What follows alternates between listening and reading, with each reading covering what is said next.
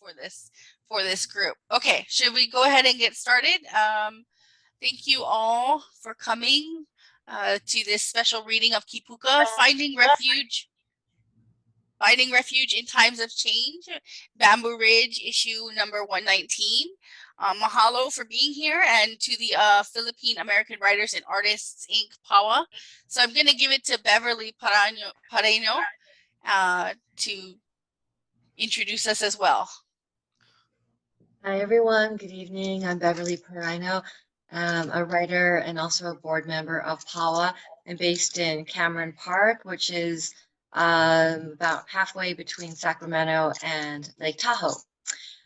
So Philippine American Writers and Artists' mission is to create and encourage literature and arts for the preservation and enrichment of Filipinx American historical, cultural, and spiritual values. Established in 1998, PAWA is a nonprofit literary arts organization and independent publisher based in San Francisco. Our programs include free and sliding scale community events such as book launches, author talks, poetry readings, and workshops. As an independent press, PAWA has published 11 books and anthologies featuring Filipinx American voices in the diaspora. Since 2011, PAWA has produced the biennial Filipino-American International Book Festival, the only book festival in the country dedicated to Filipinx American writers and Filipinx American books. This year's festival theme is Emergence, Writing Toward the Future. The event will be held from October 14 to 16 at the main library in San Francisco. We will feature 30 to 40 local, national, and international authors through in-person and online readings, panels, and workshops. Thank you all again for coming tonight. And I just want to thank Tony for connecting PAWA and Bamboo Ridge Press for tonight's event. Right on.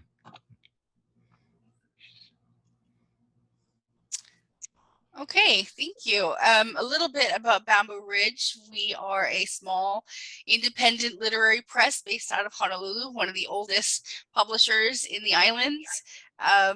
We do 2 books a year, usually some kind of collection of work by emerging and established authors, and then a single work by a single author, poetry, short stories.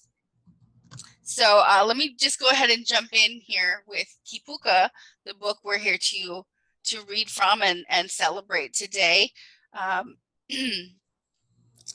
My name is Misty-Lynn Sanico. I'm a writer and editor from EVA.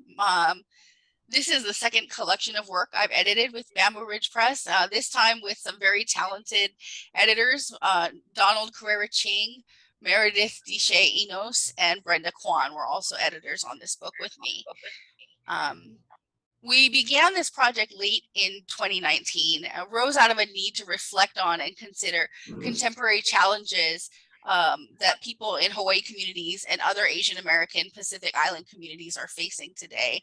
Even before the pandemic, we were living in a rapidly changing world. And the question that we posed to writers was, if nothing is static and everything changes, in what can we anchor ourselves?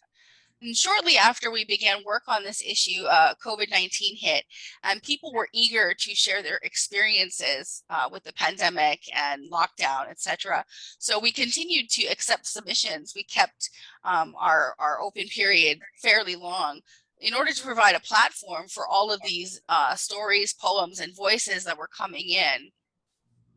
So this issue covers a lot of significant areas and themes, including colonialism, demilitarization, loss, grief, climate change, the conflict over Mauna Kea, water rights, immigration, cultural identity, and of course the pandemic. Language is heavily featured, including pieces, stories and poems that have Pidgin, Te Reo Maori, Tagalog, Korean, and many in Olelo, Hawaii, which is, the Hawaiian language. It's a diverse collection of writers, both emerging and established, many of whom are new to Bamboo Ridge, which we love to see. We've obviously got Tony Robles on here from San Francisco and now North Carolina, which we're happy to have. And so we've invited some of them here to share their pieces with you today. Did you want to make the first introduction, Beverly? Do you mind? You can go ahead. Okay, I can go ahead and do it. We're gonna have Christy go first. Is that okay, Christy? Yeah, that'd be great. Okay, let me just read your bio real quick. Christy Passion is a critical care nurse and award-winning poet, author of Still Out of Place, and co-author of No Choice But to Follow and What We Must Remember. Her work recently appeared in When the Light of the World Was Subdued, Our Songs Came Through, a Norton anthology of Native Nations poetry, edited by Joy Harjo, sorry, the 23rd Poet Laureate of the United States. Welcome, Christy. Thank you. Thank you. Thank you, everyone. I'm clapping for myself. I am just going to jump into my reading here. I know we have a lot of readers going on here. And I'm apologize, it's not on my computer. So I hope you guys like this profile of me because I'm reading directly from my book. Beautiful. So Sorry. don't worry about it. Sorry, let me just the chat is open, and if anybody wants to give our writers a shout out or make a comment, that's great. Also, we'll be doing question and answer afterward, so go ahead and type up your question in the Q&A section, or what I'll do is when at the end I'll have everybody come on who wants to participate and ask a question. They can get on camera and talk directly if that's okay. All right, okay. Sorry. Go ahead, Christy. And I just want to put a disclaimer out there. I do have to go to work, so I might be jumping out of this early, but it's not because I don't want to hear all of you guys. I'm going to stay on to the last minute I can. But thank you for letting me go first. And thank you, Beverly and Misty, for inviting me to be a part of this reading today. This submission is week 3.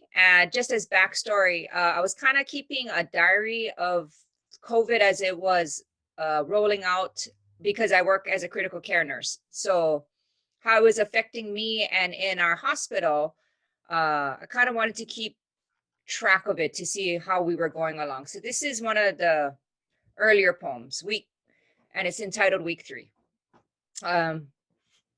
As of March 14th, 2020, there are a total of 4 confirmed positive test results for COVID-19 in Hawaii. 2 positive results were announced today for 2 visitors on Kauai who traveled from Indiana. State of Hawaii Department of Health. Over eggs, and after a quick study of the recent numbers, my husband teases that only women, clearly the stronger sex, should take care of COVID cases. It's not often we get to breakfast together. He's been picking up more shifts, short-staffed even with all vacations canceled. We need to laugh. He does nights and I'm on days. Collectively, we puzzle the pieces of confusion that is our work in the hospital now. We watch the crisis in New York on TV, YouTube solutions from other states like sewing masks to slow down the hemorrhage of their N95 supply. Our hospital isn't there yet. On Tuesday, a memo was sent out. We are down to an 8-day ration.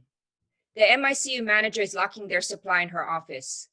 The angio techs snark about washing them. Coincidentally, during today's press conference, the president straight-faced suggests this, washing masks. He's kidding, right? I hear my voice echo back from the depths of my favorite coffee mug when I ask this. I taste its disbelief as I swallow the last of it. Evasive answers follow from the podium about arrival dates for needed PPEs and ventilators. This will mean more email from administration. We are urging our staff to not panic. My husband calmly munches the last of his toast no butter. We reminisce about those 2 patients in mid-January, their ungodly pneumonias which didn't make sense, 100% oxygen for days and then their slow recovery. Do you think? Maybe. We hypothesize about our lingering cough last month over the last strip of bacon. On TV, more images of New York ER doctors in fumigation respirators, a line of people extending out and around the block in surgical masks and puffy jackets, like a horrible theme park attraction. The sky there deceptively blue. He heads to bed as I push down the papaya rind into the trash. His light snore from the bedroom, breadcrumbs on the kitchen floor, the TV droning on astonishingly unextraordinary. Comfortable. Thank you.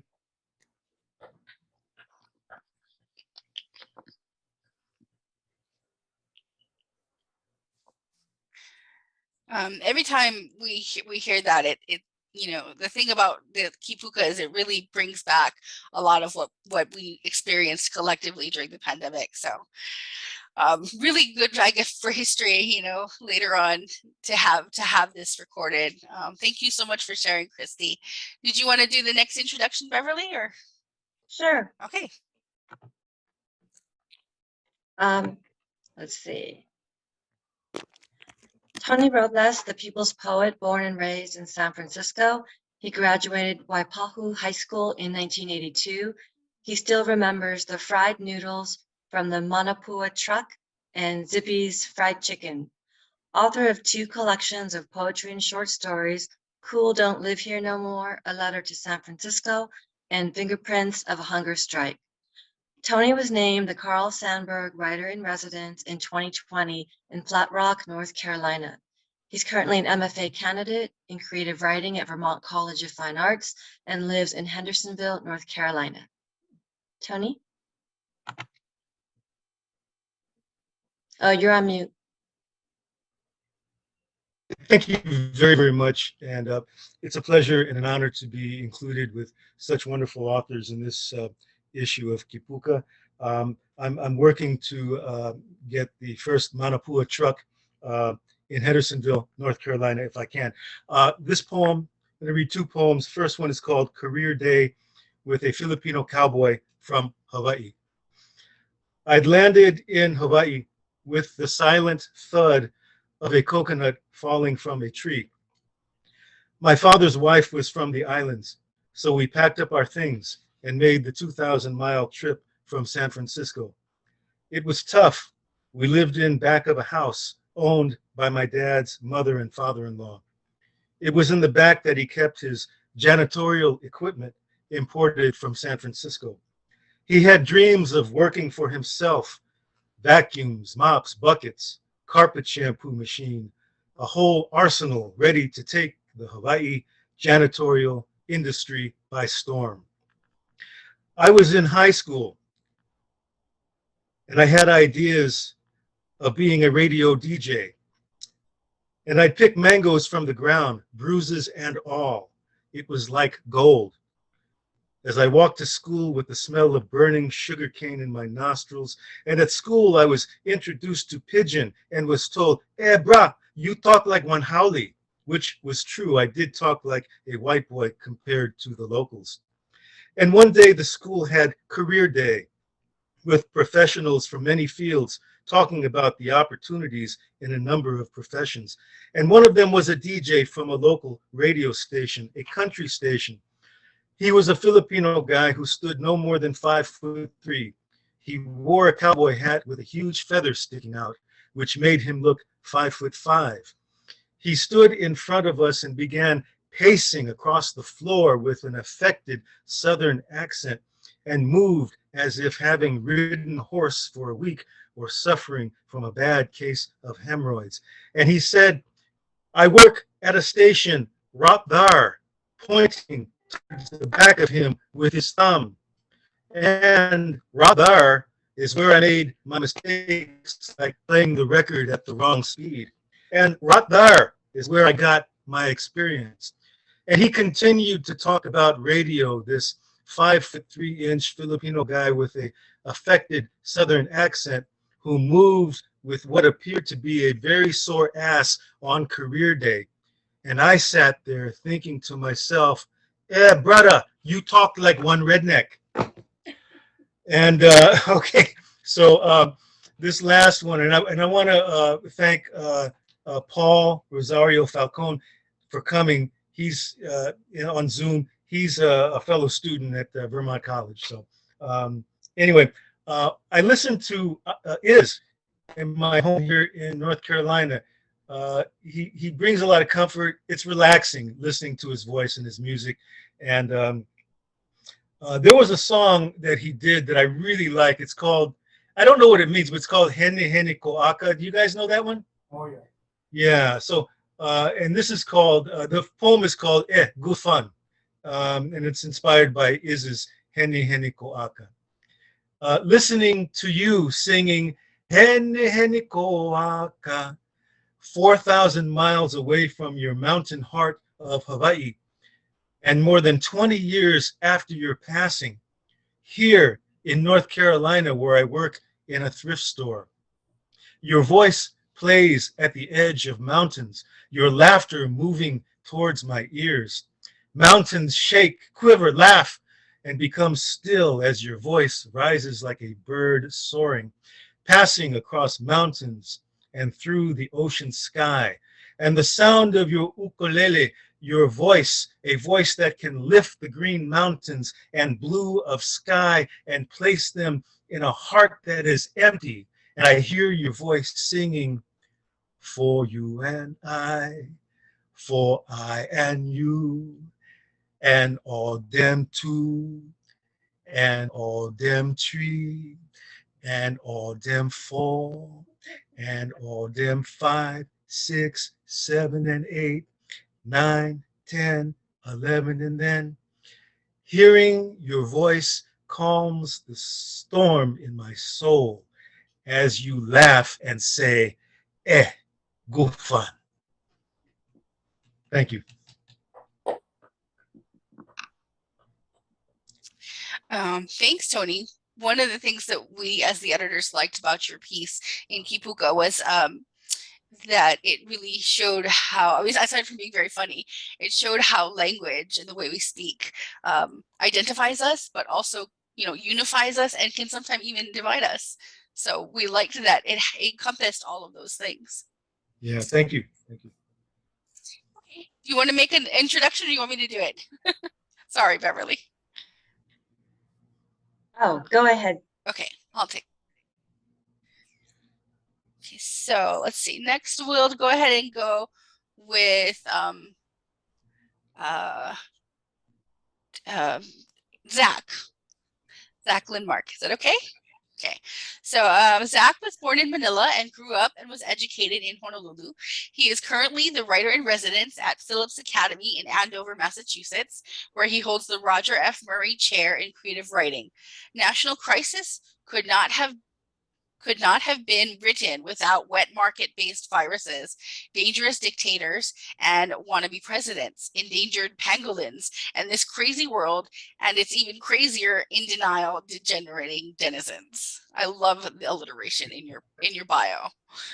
Okay, take it away.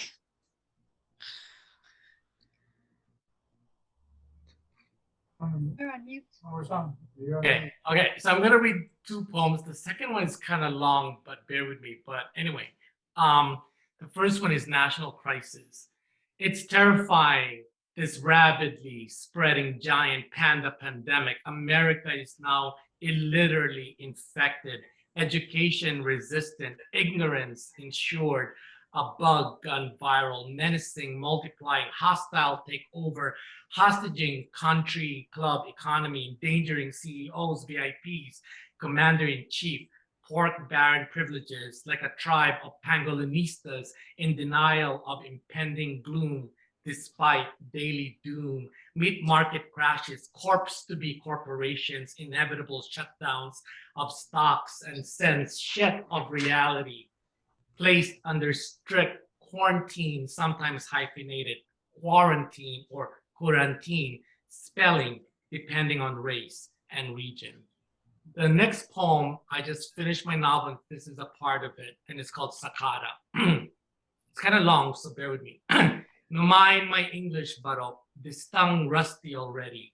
Only know pidgin from the old Ola plantation days. I remember had 15 of us. The first 15 us was called, all from coastal city, Candon, Ilocos Sur, aboard the SS Doric. The Baga was huge, just like the Ampak building, sailing across the Pacific. 1906, the year was December 20th, when the ship went dock at Aloha Towers. Was terrifying, all the Purao officials yelling at us like English was one screaming language or something. No matter, they would lose their voice first before us understand their howly talk. Finally, one win motion for us for stripped naked, then bow our heads low to the nurses so they can check for ukus, make sure we're not carrying lice, and other diseases. Then they told us for make shishi in this cup and duro in that cup. What shame was, I wanted for die, but too late. We're already on the other side of the sea. To the Lunas, Howlers, and Portuguese plantation supervisors, our Christian names no count. We was numbers to them. That was our identity, our bango. That's number in Japanese, yeah, etched on one metal plate. I wore around my neck like a leash or a rosary because I can afford to lose them. I show them when time for collect my pay. Then I show them again when time for buy stuffs on credit at the plantation store run by the Oyama family. I still wouldn't work even if I was sick, so I don't get deducted 2 days off for every day I out. As for insubordination, that word I would learn hard because almost cost me my life. Long the working hours was, we up before 5, and if we're not on the train and digging up the fields by 6, us got fined half a day's work. So we hoe one hack in our denim pants, long sleeve khaki shirt, and shoes the company would provide, cutting the canes with our bolo knives, slashing sometimes our fingers, other times planting deep wounds on our feet, our hands, and neck raw and blistering and burning in the hot sun from carrying bundles and bundles of cane. After 10, 11, 12 hours, Pauhana time, so we go back to the camps marked by nationalities, because more easy Yap were ruled by division and blood-soaked history between us. The Pakes never cared for the Japs, likewise for the Yobos and the Okinawans, because Japan would take over their countries, rape their wartime women too, just like what they wouldn't do in PI. Despite our differences and hate-powered history, us was all in the same boat, probably the very same Doric that would transport us from the motherlands to the garden isle of sweet promises. So elusive, so grateful we was, we practically forgot we dirt cheap labor when we not strike breakers. Between cock and knife fights, scabs and backstabbers, and countrymen as ultimate traitors, we practically had nothing, nada whatsoever in common with the others, but would never stop us from our hunger for communicate despite zero education and Kapakai English. We made them up as we went along, our very own pidgin, mixing phrases, making foreign words familiar. When sound pretty hemojang like English to non-native speakers was all Kapakahi, chapsui kind, but at least us found freedom for stop story with it, for switch tongues to swap memories about back home and the families left behind. It was the only way for the blur and the pain to make sense. It was the only way for keep moving, because only us the ones who win lose a country. No matter how hard we bust up our days for it, we keep going, deceiving ourselves with our fate on full blast. We win cut ourselves a dream so deep in the middle of a burning field when we could find our way back. 10 hours a day, 6 days a week equal less than $1 a day. That's how much us guys was worth, because we was the newish and the last will be recruited as strike breakers, as recruiters when came time for sale to the next batch of countrymen, Arka, Ili, and Kababayan. The dreams that eventually going make them hate the smell of sweat on their bodies and the taste of sugar or for anything sweet. Now, 80 years later, all the mills stay rusty, all the fields burnt, and only taking up space until they start building the resorts, townhouses, condos, and malls. But every time I find the strength to look back, I see traces of my young self, boarding that gigantic ship to Purao paradise, White Eden, carrying nothing except my burlap bag of hope, and dreams that no can hurt me no more, not even the hope of home or the guilt or shame of lingering, hang like dirt stuck on the sole of my shoe. No, Baro, nothing can break me no more, because you and me know the dreams stay pow long time already, but the prayers they still hear asking.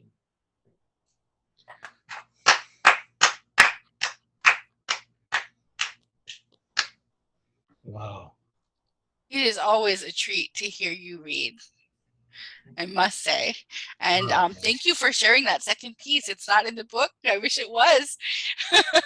But lucky everybody who's here today got to hear that. So thank you so much for sharing. Beverly, do you want to make the next intro? Sure. Thank you, Zach. That was so powerful.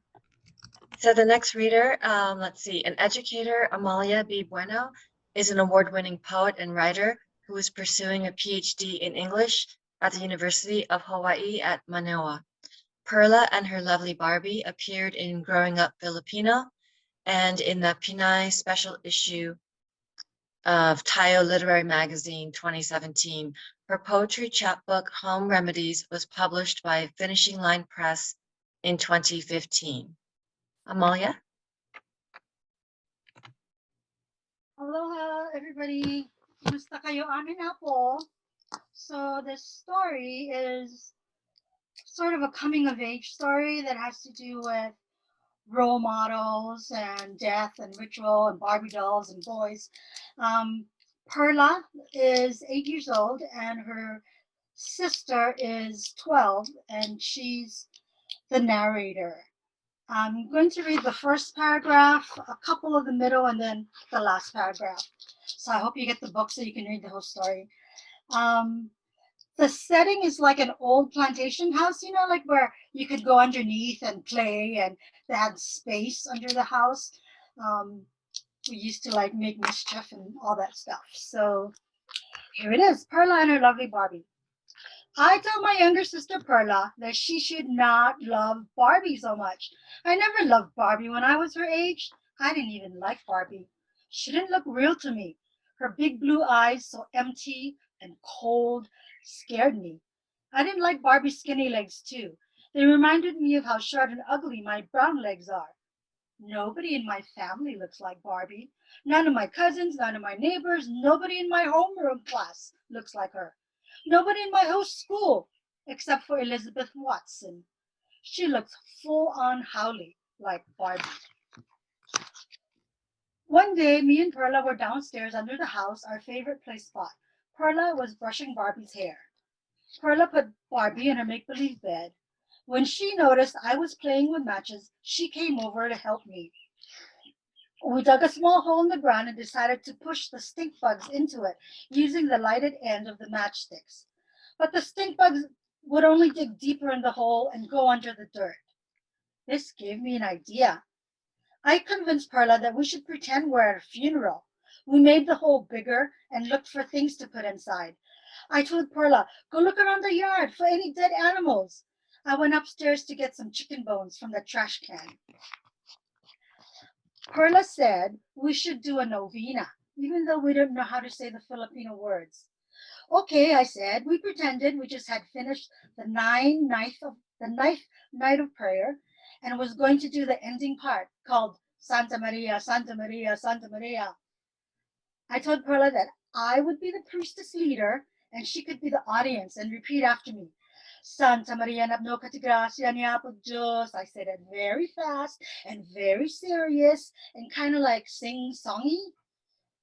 Pearlie copied me. Next, I said, Saint Mary, napno katiparia and apple juice. She laughed when she realized that the Virgin Mary was full of bitter melon and apple juice. But she wouldn't repeat after me. I said the Filipino version 3 times, then mixed the English version 3 times. I ended with, Mother Mary, you're full of bitter melon, and pushed the cross in at the far end where the chicken's head was buried. Perla gasped, surprised at the force I had to use, because the dirt was hard. Then I had an idea. I told Perla, wouldn't it be fun to dress Barbie up in nice clothes and then bury her for a few days? She didn't want to. At first, I told her, Perla Conchita Domingo Asuncion, you said so yourself that you do real things to Barbie, like feed her and sing to her and comb her hair.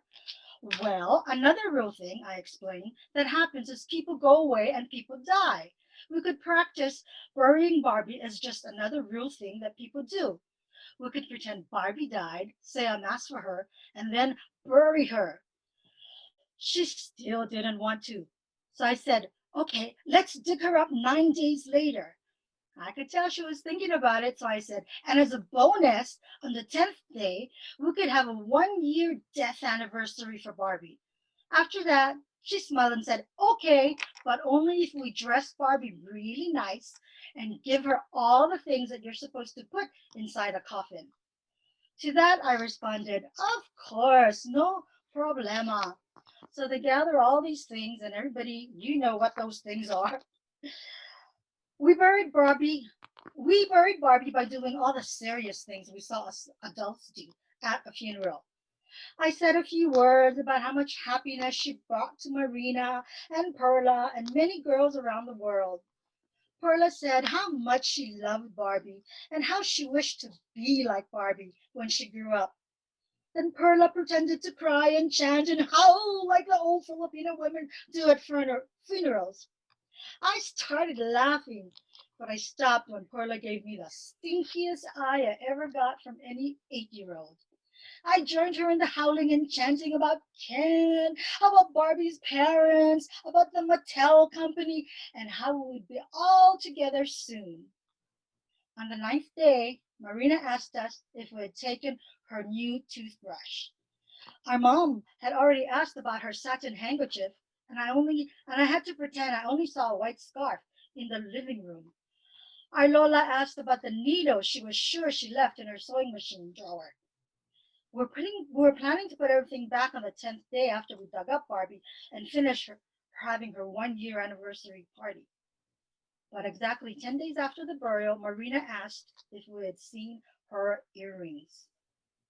She threatened to tell our dad something about us digging a big hole under the house, her missing toothbrush and earrings, and a Barbie doll she hadn't seen Perla play with in over a week. Marina's so boring. Just because she's in high school, it doesn't mean she can't have fun with us anymore.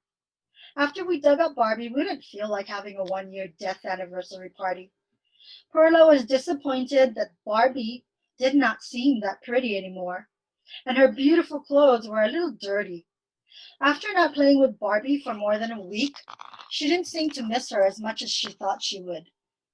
Now, Perla mostly puts Barbie up on the shelf by her bed. Perla takes Barbie down once in a while to let Barbie sit quietly next to her. I knew she would end up not loving Barbie so much. The end.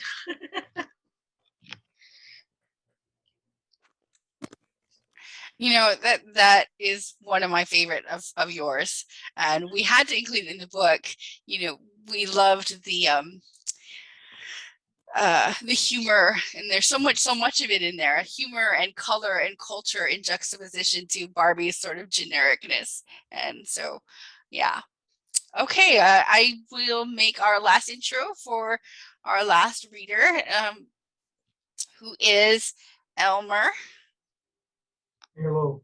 Elmer Omar Basco's Pizo is author of a poetry collection, Leaving Our Shadows Behind Us, published by Bamboo Ridge Press in 2019. I helped him with the layout and the cover, and it was an honor to work with him. So talented and powerful a poet. So welcome, Elmer. Thank you for being here, and we're excited to hear you read. Oh, thank you very much for having me, and I'm in a great company of always good, bright, smart poets. And I have this, but kind of long. It's 7 pages. Immigration. Yeah. This is my experience when I was working as an outreach worker for Department of Health, State of Hawaii, Lanakila.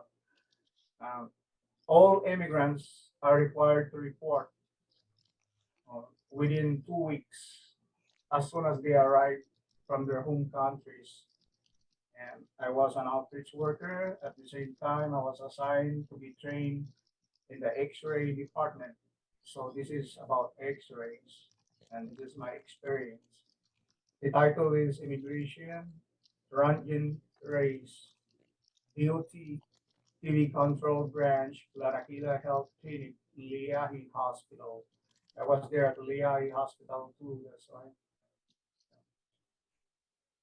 For chest X-rays, if you're a recent immigrant, please proceed to the reception area and fill out an X-rated form. Once the form is processed, go to area 4. That's the X-rated department. You can't miss it. It's directly across the coffee break department. Once you're in there, grab a number and have a seat. Wait until your number is called. As soon as your number is called, get inside the cubicle and begin peeling yourself of any gold attachments. If you have earrings, dangling on your nipples, take them off. Sore, then leave them just like that. Anyway, doctors Nguyen, Han, Gallup know the final have the final say about it. Because you know what?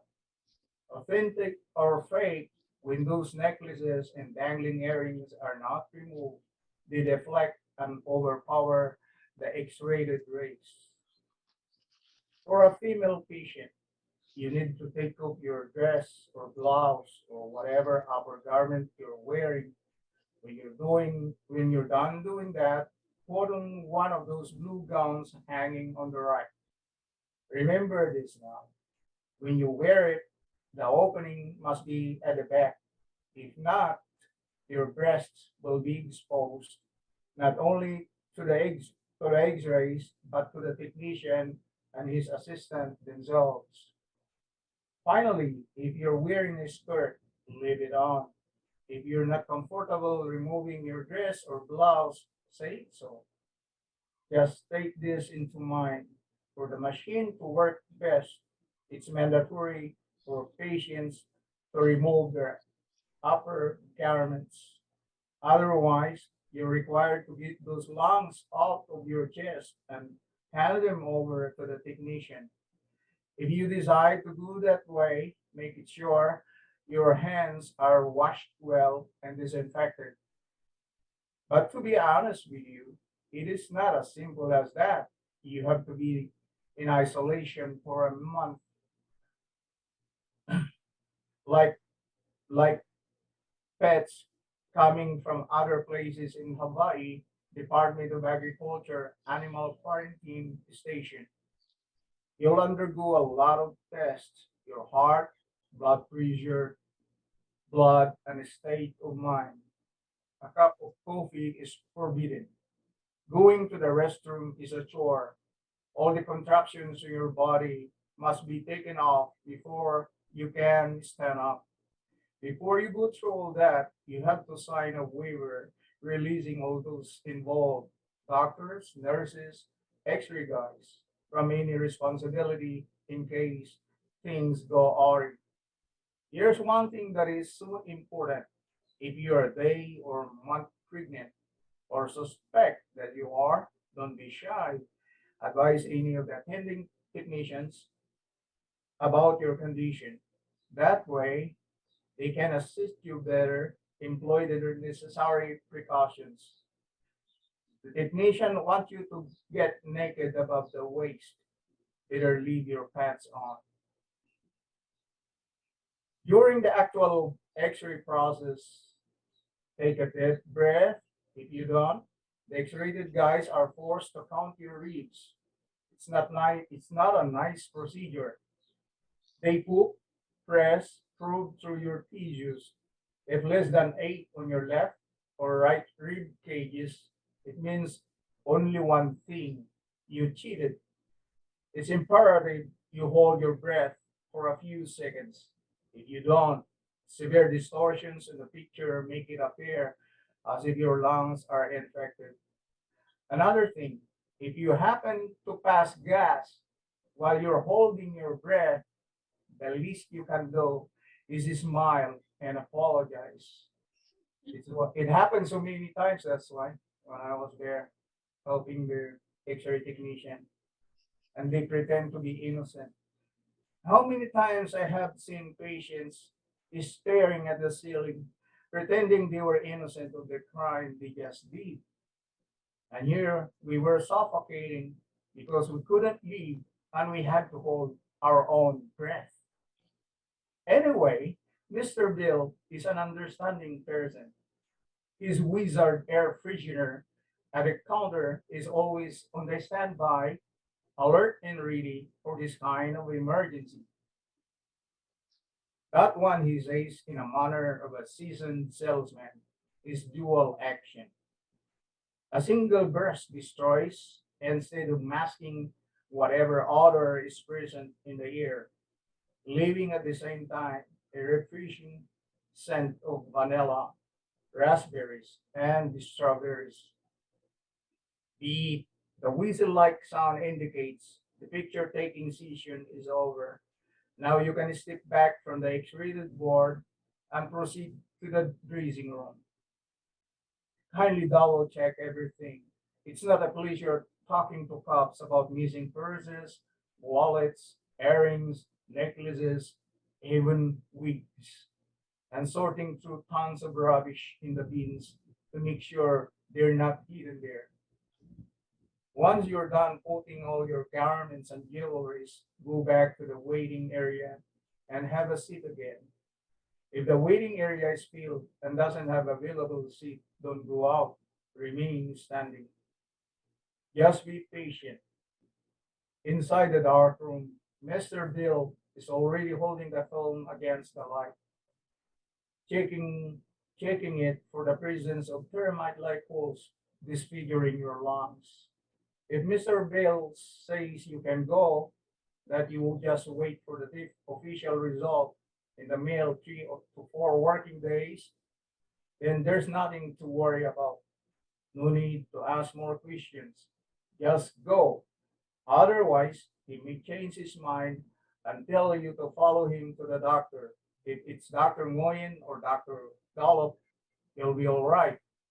If Dr. Pan, I'm sorry. Upon taking a glance at your film, he tosses your X-rated film to the side. He stands up, shake your hands, and he tells you with a silly smile, "Congratulations. All I see, your ribs, but no more lungs." I'm done. Thank you very much.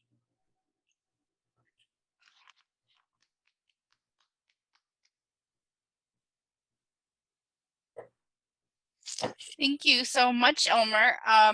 Okay. Would you want to do a question and answer, Beverly, with our authors? Attendees, I'm going to go ahead and make all of you participants so that you can join us if you want to on camera and you can ask questions. Hang on just a second here. You don't have to go on camera if you don't want to.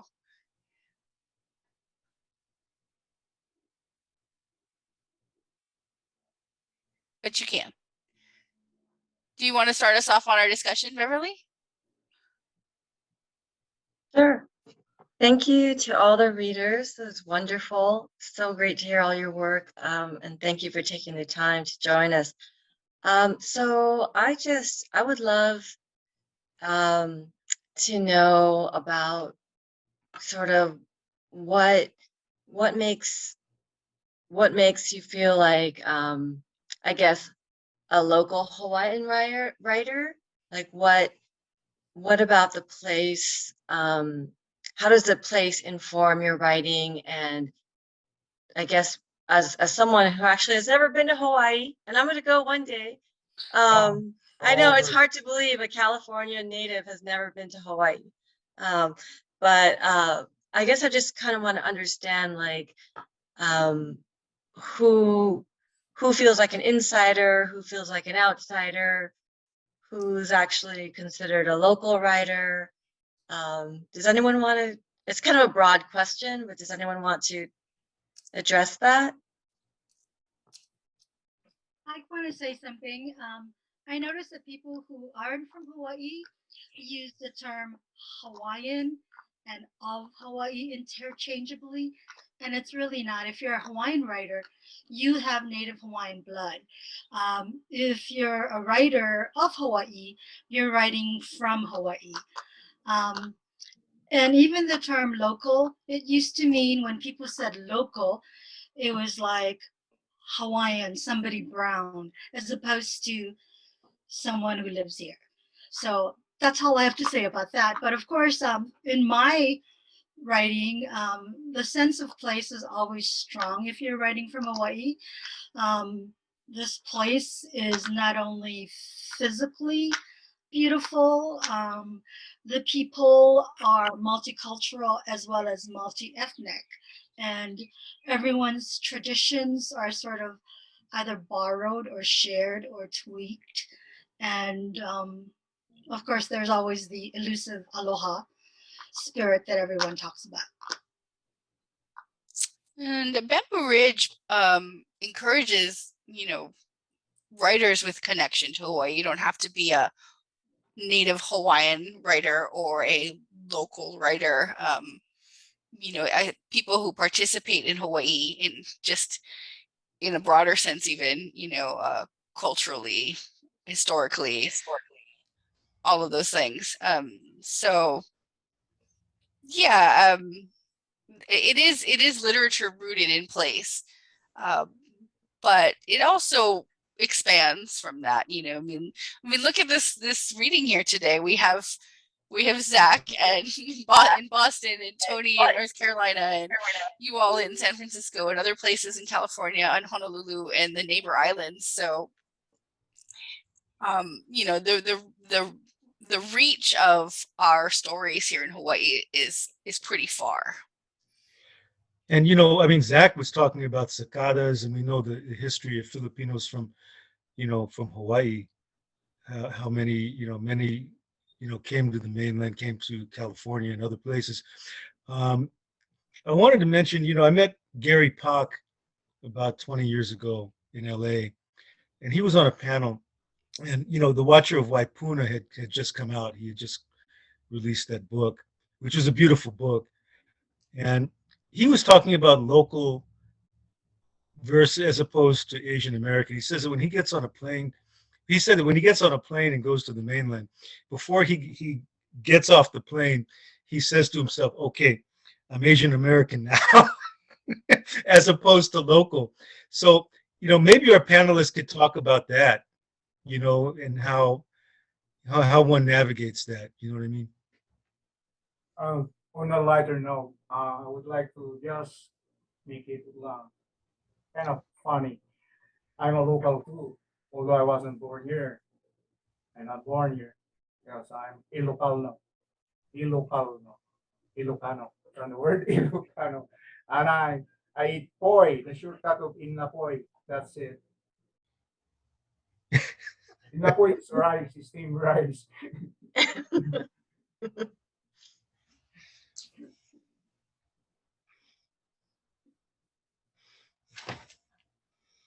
Well, I think that Asian American is what is the word? It's a political term, as opposed to more as opposed to like ethnic or racial label. And in Hawaii, I remember growing up, we didn't even hyphenate ourselves, hyphenate American ourselves. And so the way we identified was whatever the ethnicity of our parents were or grandparents. So we're always Filipino. And of course, you can add the other term, local. And so this Asian American label is is a mainland import. And that got really big at UH. Everything gets big at UH and stays at UH. And like Gary said, having lived in the continent or mainland, we still call it mainland. And I don't know why mainlanders get offended when we call it mainland. That's a really interesting thing too. And then they correct us for what the word that we use, we've grown up using. And its labels are only as good within the parameters, right? Geographical parameters. And like Gary, so when I'm here, I do understand why the need to be identified as Asian American. But when I'm in Hawaii, I don't even use the word Asian. I mean, for the longest time, the word Oriental was tossed back and forth, right? And I just say I'm local Filipino. Interestingly enough, when I go to the Philippines, I'm an American, or I get viewed as an American. So again, you see all these labels are only as good as within and functional within the parameter, right? Now with the local, I think a huge component there is the pidgin English. I think it's how one is open to not necessarily speaking it, but to engaging with someone who speaks and being open to the kind of musicality that language offers, right? As opposed to substandard form of English, as opposed to uneducated English, or, I use the word barok which is iho in Ilocano, but barok in Filipino or in Tagalog means pigeon. So I didn't even know I was doing a double entendre there until somebody told me that. But anyway, so that's how I identify anyway. Question. When do you consider yourself local if you're not born here? Is it a matter of years?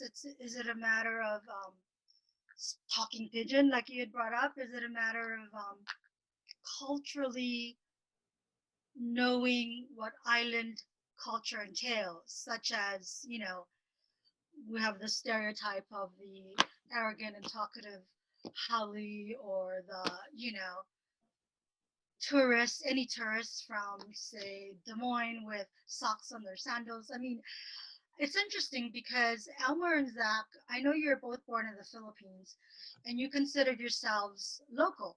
I was born in the Philippines too. I came here at 7 years old to join my grandparents. My grandfather was a Sakata, and I never really felt local like in elementary school because, of course, I talked differently.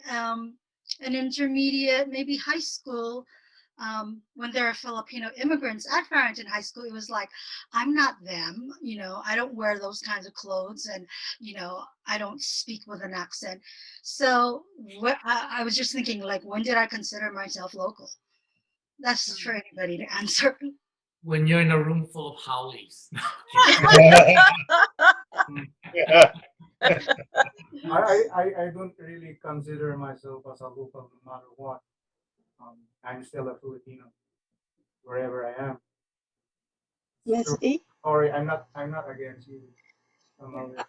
I even embrace Hawaiian songs. I can sing songs, Hawaiian. Waulena, Wamoy Vale, Ikatahele, Moine, Yalamai, Huikimai, Ikunani, Waulena, Waulena, Waulena, Waulena. I am inspired by Brother Tony's song a while ago, and he incorporated in his poem by Brother is Waulena, dream-filled beauty of my garden, deep in the slumber, kissed by Misty-Lynn Sanico. Come with me, come with sea of your beauty. Waulena, Waulena, means flower. Lena. Diana, I think Diana wanted to say something. I just wanted to say, I'm so glad each of you brought a different component of what it means to be Filipino, because I have the opposite effect. I don't speak Tagalog, I don't speak Ilocano, and one woman, professional woman, one time at one event said to me, "What kind of Filipino are you? You don't even speak the language." So I'm only discovering my Filipino-ness by coming to events like this, hearing all of the stories from Elmer, Amalia, Zach, Tony, and Christy. And each of you brought something from where you grew up, whether it is in the Philippines or in Hawaii or even on the mainland, and just combined it all. I'm going, I would never have had that experience if I didn't hear these stories. And I want our children to hear these stories. Diana. Just for the record. Thank you. That's Madam Beverly's and my language too. Yes. Yeah. Just for the record, Deanna, that's a really rude question for someone to ask you. I've been asked that before too, and I just find it highly offensive. Yes. A Filipina at a party came up to me. She's born in Philippines. I'm American born, and she told a whole group of people right in front of me that she's real Filipino and I'm not. So I took her outside. No, I'm just kidding. This is something that we talk about a lot here in Hawaii, you know, and then even for Native Hawaiians, this is an issue, right? Just because you don't have a Native Hawaiian name doesn't mean you're not Native Hawaiian, right? Just because you don't speak Olelo doesn't mean you're not Native Hawaiian. I think for me, and this can apply also to, you know, what is local, you know, but Elmer made a good point, right? He sings the songs, he, you know, interacts in the community, and to me that's what it is. It's not what your name is or whether you can speak the language to the nth degree or what have you. It's your participation. You know, if you are participating in the local literary community, you know, and you're contributing to its growth and its proliferation, then you should be considered a part of that community, whether by blood or not, you know. Yeah, you mean, look at Beverly, she's doing all this stuff for PAWA. Just because she doesn't speak Tagalog or Ilocano or any of those things doesn't make her any less Filipino than, you know, someone who's directly from the islands. Well, you know, like you were talking about, you know, like the sense of place. You know, we go through that same thing in San Francisco about, you know, who's, you know, real Frisco and who ain't, and who's native and who ain't. So we just, you know, we're Frisco Filipinos. The Radix M5. Sorry, 400,000 plus. What was that, Tony? You cut off. Oh, I said, you know, we go through the same identity thing in San Francisco sometimes, you know, like, you know, people that were born there as opposed to people that weren't. And then you get, you know, San Francisco being as gentrified that it has been, you know, the long-term community, you know, is resentful sometimes. But there's a large Filipino community in San Francisco, and you know, we refer to ourselves oftentimes as Frisco-Pinos. So that's kind of like a local. We're local, yeah. I guess that's our version of local in San Francisco, right?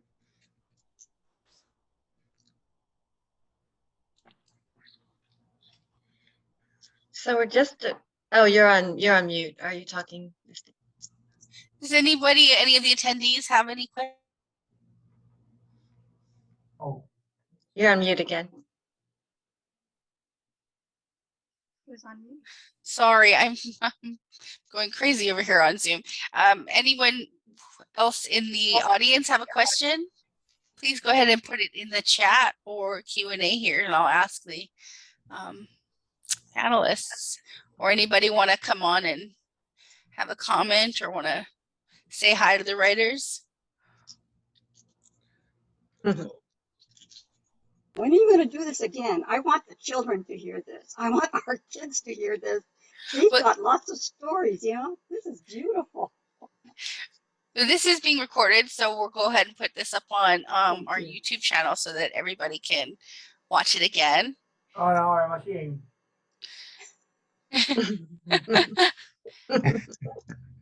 Anybody else have any other comments or anything they want to say before we go? I have kind of a funny story that's kind of related to Zach. Or Zach's experience rather. You know how like in Hawaii, you're like, oh wow, you know, plenty howlies here, or oh, so many Filipinos. So like I went to the Philippines and I was at a shopping mall and just kind of like had a brain fart and I went, wow, so many Filipinos here. And I'm like, duh, I'm in the Philippines. But they did consider me like not really Filipino, you know. I was a Hawaiiano or an Americano, and I asked like one of my cousins, like, do I really stand out?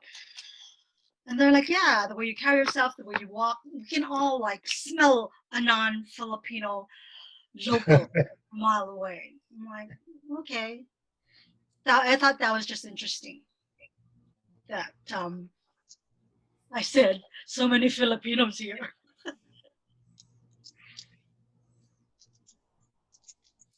Okay, I'm not seeing any other questions.